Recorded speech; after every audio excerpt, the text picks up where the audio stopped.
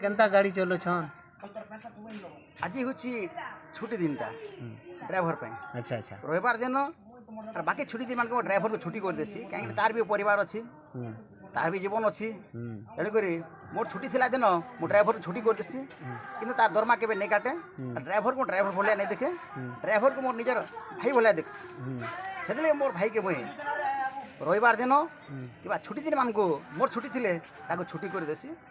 সেটি তার পরিবার সহিত টিকে রহু, খুশিরে রহু, তার পরিবার পিলা ছুয়া টিকে ভাল বুঝু, ভাল মন্দ টিকে বুঝু। সেতিলে সে ড্রাইভরটা বহুত দিন হল মোর পাখে কাম করুছি। আচ্ছা। অন্য মালিক মানে অধিক টঙ্কা দেবো বলে বি সে নেই যায়। সে হচ্ছে মোর পরিবার গোটিয়ে মালিক।